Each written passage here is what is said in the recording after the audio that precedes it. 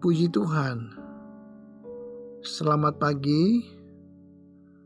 Salam sejahtera bagi kita sekalian. Kembali program Doa Pagi GPDI Budi Mulia hadir untuk memberkati kita. Kita akan merenungkan firman Tuhan, tapi sebelumnya kita akan berdoa terlebih dahulu. Mari kita berdoa. Bapa di dalam sorga yang kami kenal di dalam nama Yesus, kami datang ke hadirat Tuhan berterima kasih untuk hari yang baru yang Tuhan berikan. Sebentar kami akan menikmati firman Tuhan. Di dalam nama Yesus kami sudah berdoa. Amin.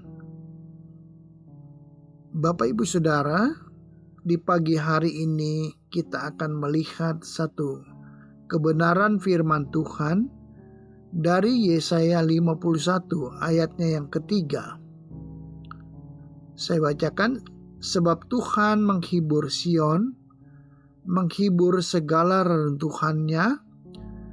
Ia membuat padang gurun seperti Taman Eden dan padang belantaranya seperti Taman Tuhan. Di situ terdapat kegirangan dan sukacita, nyanyian syukur dan lagu yang nyaring. Pagi ini kita sudah membaca bahwa Tuhan sanggup untuk menghibur. Tuhan menghibur Sion. Sion adalah lambang untuk tempat kediaman Allah. Sedangkan di dalam Mazmur 125 ayat yang pertama saya bacakan, nyanyian syarah orang-orang yang percaya kepada Tuhan adalah seperti gunung Sion yang tidak goyang, yang tetap untuk selama-lamanya. Kita adalah gereja Tuhan. Orang-orang percaya kepada Tuhan seperti gunung Sion. Ia tidak akan goyah, imannya tetap. Iman kita tidak boleh goyah, berubah atau bergeser. Iman kita harus kuat. Sebagai umat Tuhan, ada kalanya iman kita diuji. Banyak persoalan, masalah, pergumulan yang kita hadapi, tapi masih ada Tuhan yang peduli kepada kita. Kadang kita harus menunggu pertolongan Tuhan. Seperti sakit belum sembuh, masalah ekonomi yang kita hadapi, masalah keluarga yang berlarut-larut. Tapi Tuhan tahu setiap pergumulan kita. Di dalam Mazmur 34 ayat yang ke-16, mata Tuhan tertuju kepada orang-orang benar, dan telinganya kepada teriak mereka minta tolong. Tuhan tahu setiap persoalan kita. Tuhan tahu menghibur umatnya, memberi kekuatan, dan menyatakan pertolongannya.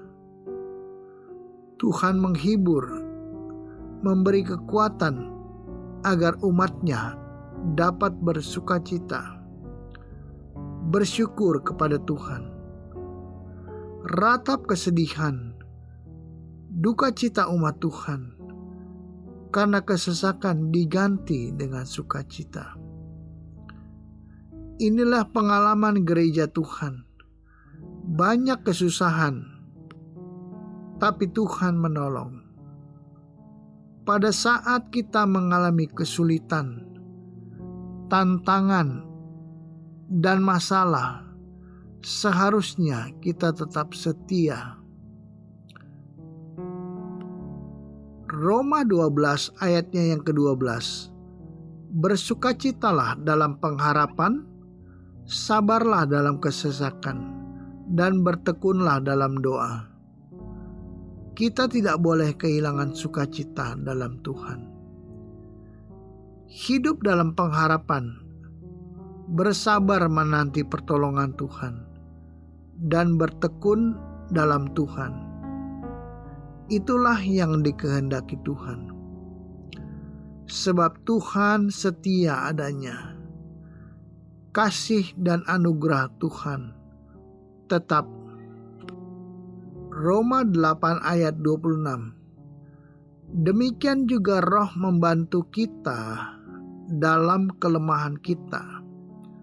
Sebab kita tidak tahu bagaimana sebenarnya harus berdoa. Tetapi Roh sendiri berdoa untuk kita kepada Allah dengan keluhan-keluhan yang tidak terucapkan. Roh Kudus, pribadi Allah sendiri, mau bekerja bagi umatnya, dalam diri umatnya. Ketika umatnya beribadah, Allah hadir dalam rohnya, sehingga ada damai sejahtera, ada kekuatan yang baru yang Tuhan sediakan bagi umatnya. Bahkan ada penghiburan bagi umatnya. Beban masalah, pergumulan apa yang sedang kita hadapi, Tuhan sanggup menolong kita. Tuhan sanggup menghibur kita. Bahkan Tuhan sanggup melepaskan kita dari segala mara bahaya. Tuhan mau menolong kita, asalkan kita mau datang kepadanya.